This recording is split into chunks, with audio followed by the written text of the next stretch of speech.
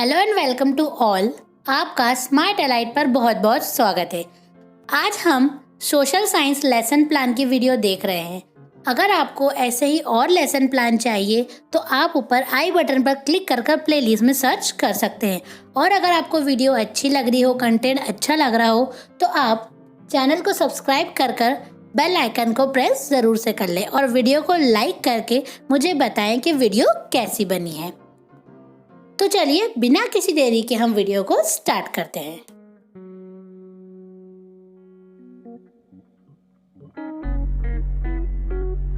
सबसे पहले हम टॉप पर हेडिंग लिखते हैं लेसन प्लान।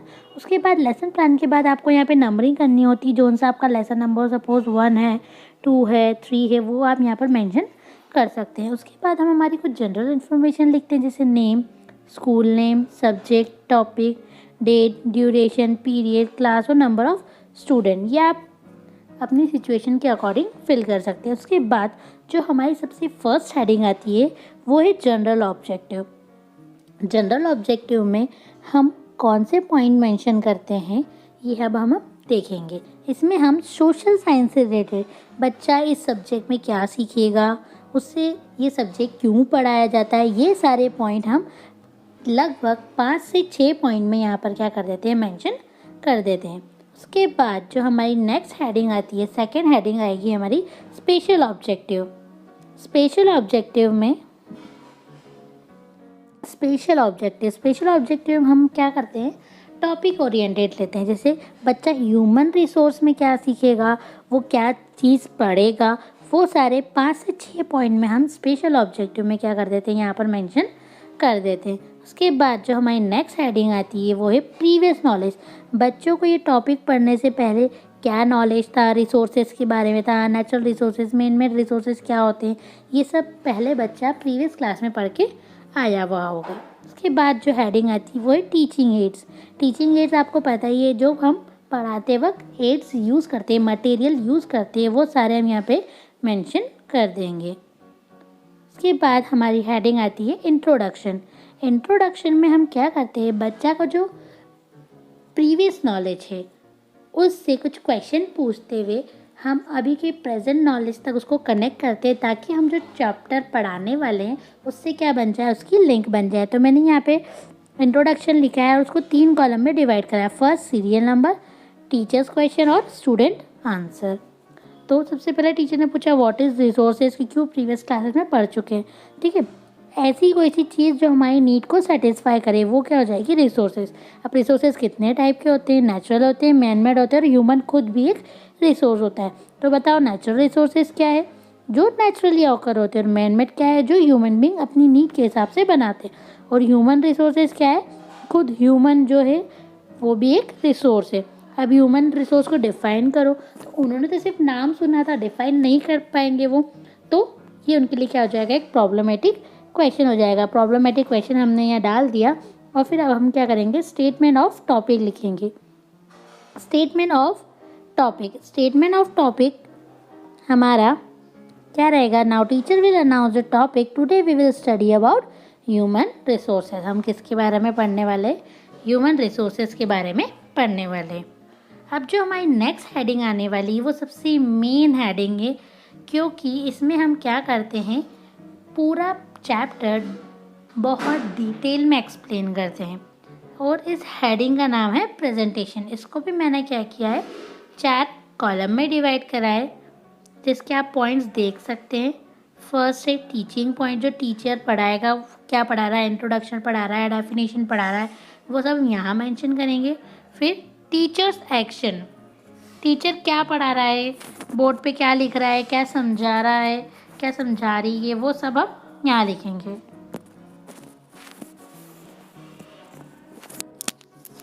उसके बाद स्टूडेंट्स एक्शन, स्टूडेंट क्या रिस्पॉन्स दे रहे हैं टीचर को, वो 3rd कॉलम में आ जाएगा। और 4th में black board work, teacher black board पर क्या लिख रहे हैं वो 4th कॉलम में आ जाएगा। तो हम स्टार्ट करते हैं। People our nation great resource, ठीक है। सबसे नेशन किससे बनता है, पीपल से बनता है। लोग होंगे नहीं तो नेशन तो बनेगा ही नहीं है, ठीक है। उनकी अपनी अपनी बाउंड्रीज़ रहती है, अपनी अपनी डिमांड्स रहती हैं, वो रिसोर्सेज को क्या करते हैं, यूज़ करते हैं, ठीक है। और हम अर्थ के लिए भी अपना दूसरा रिसोर्स देते हैं, अपनी हेल्थ एजुकेशन को बढ़ावा देने के लिए, तो वो सब क्या हो जाते हैं, ह्यूमन रिसोर्सेज हो जाते हैं। Human resources like other resources are not equally distributed over all the world, ठीक है। जैसे कि सब जगह रिसोर्सेज डिस्ट्रीब्यूटेड है, हवा सब जगह है, इक्वल अमाउंट में है, बट ह्यूमन हर जगह सेम नहीं है। क्यों? क्योंकि देख लो, अमेरिका में पॉपुलेशन कम है, इंडिया में बहुत ज़्यादा है, चाइना में और ज़्यादा है, तो ह्यूमन का जो डिस्ट्रीब्यूशन है वो इक्वल नहीं है, ठीक है। और वो अपने लेवल में भी डिफरेंस होते हैं, मतलब कैसे, कोई एजुकेटेड ज़्यादा होता है, कोई एजुकेटेड कम होता है, और किस में डिफरेंस होता है, एज में डिफरेंस होता है, कोई बड़े छोटे, ठीक है, सेक्स में डिफरेंस होता है, मेल फीमेल। तो ये सब क्या है, उनकी कैरेक्टरिस्टिक्स है, जिससे हम क्या कर सकते हैं, उनको अलग अलग क्लासीफाई कर सकते हैं। फिर डिस्ट्रीब्यूशन ऑफ पॉपुलेशन, पॉपुलेशन कैसे डिस्ट्रीब्यूटेड है, उसका पैटर्न क्या है, ठीक है। The way in which people are spreaded across the surface is known as pattern of population distribution, ठीक है। पूरी अर्थ सरफेस पे कैसे डिस्ट्रीब्यूटेड है, कहाँ पे कितने लोग रहते हैं, वो क्या हो जाएगा, हमारा पैटर्न ऑफ पॉपुलेशन डिस्ट्रीब्यूशन हो जाएगा। More than 90% of the world population lives in about 10% of land, जो अर्थ का 10% है, वहाँ पे कितने लोग रहते हैं, 90% लोग रहते हैं, और बाकी जो 90% है वहाँ पर क्या रहते हैं, 10% लोग। आइलैंड्स पे आप देख लो, बहुत कम लोग रहते हैं। जो बहुत दूर दूर की जगह है, अंटार्कटिका हो गया हमारा, वहाँ पे भी बहुत कम ही लोग रहते हैं, जनरली साइंटिस्ट रहते हैं। तो जो 10% लैंड है अर्थ का, और बाकी तो क्या है, पानी है बहुत सारी जगह, तो 10% में 90% पीपल रहते हैं। 60% of the world population stay in just 10 countries, ठीक है। जो 60% है वो कौन सी, 10 कंट्रियों में ही, मेन जो बड़ी बड़ी 10 कंट्रीज़ हैं वहाँ पे रहते हैं, और उनकी पॉपुलेशन कितनी है, 100 मिलियन पीपल से भी ज़्यादा है। नेक्स्ट है हमारा density of population. Population density is the number of people living in unit area, ठीक है। पर्टिकुलर एरिया या एक यूनिट एरिया में कितने लोग रह रहे हैं, वो क्या होगी, डेंसिटी। जैसे कि हम इंडिया और चाइना की बात करें तो यहाँ की पॉपुलेशन बहुत ज़्यादा है, तो ये कैसे हैं, डेंसली पॉपुलेटेड एरिया है, क्योंकि यहाँ पे कम जगह में क्या रहते हैं, बहुत सारे लोग रहते हैं।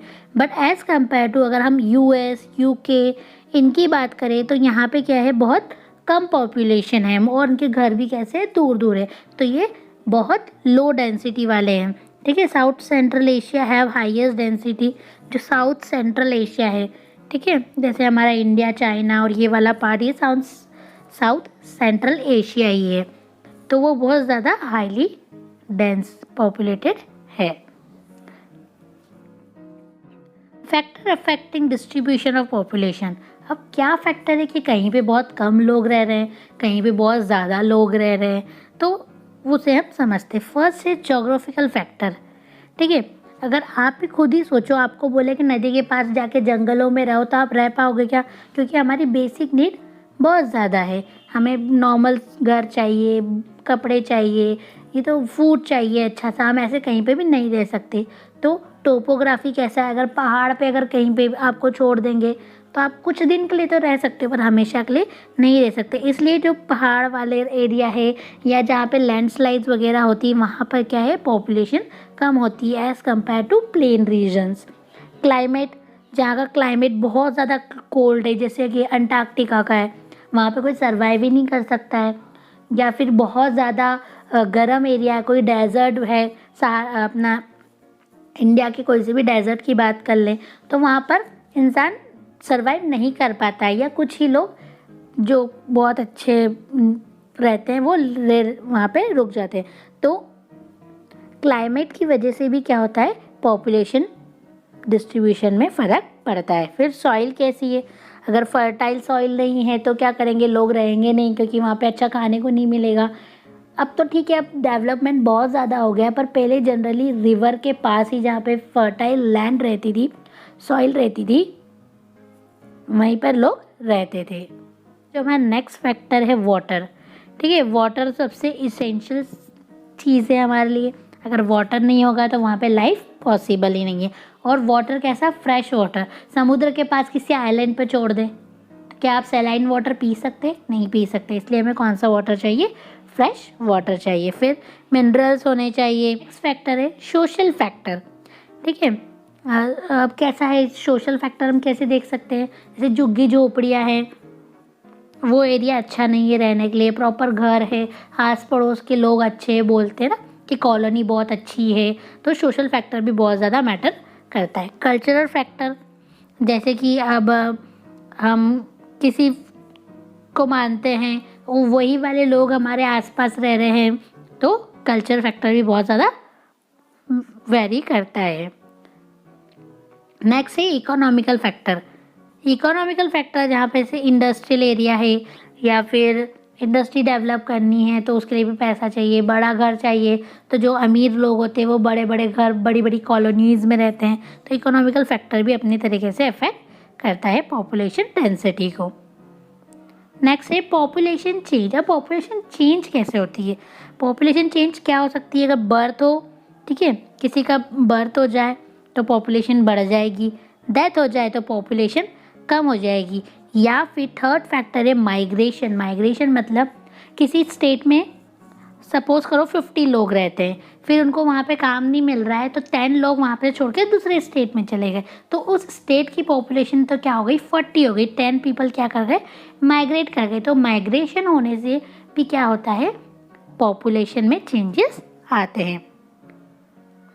The difference between birth rate and death rate.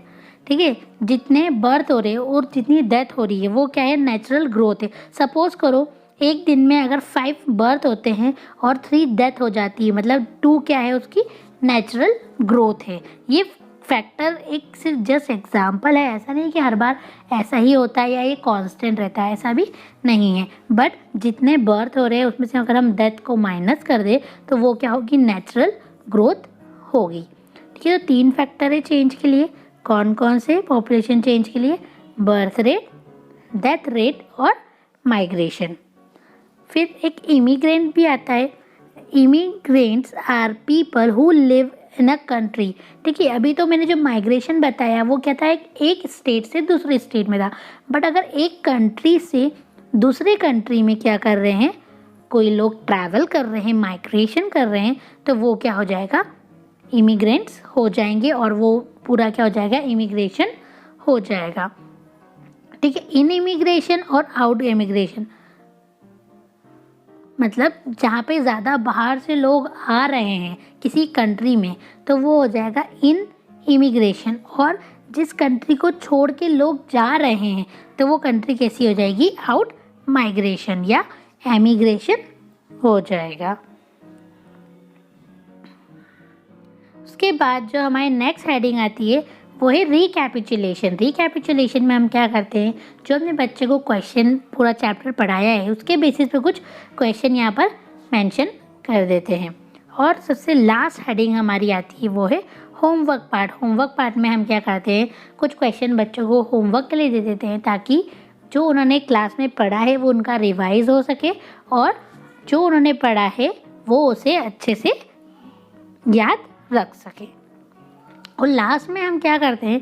यहाँ पे सिग्नेचर सुपरवाइज़र या एचओडी अगर कोई हो जो आपके सुपरवाइज कर रहा हो उनके सिग्नेचर, यहाँ पे जो स्कूल के प्रिंसिपल हैं उनका सिग्नेचर, और यहाँ पे आपके खुद के सिग्नेचर आप यहाँ पे तीनों मेंशन कर सकते हैं।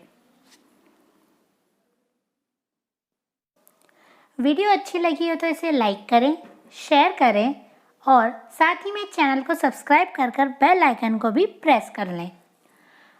अगर आपको किसी पर्टिकुलर टॉपिक पर वीडियो चाहिए तो नीचे कमेंट बॉक्स में कमेंट करें, और अगर आपको किसी और सब्जेक्ट के लेसन प्लान चाहिए तो आप प्लेलिस्ट सेक्शन में जाकर उसे सर्च कर सकते हैं।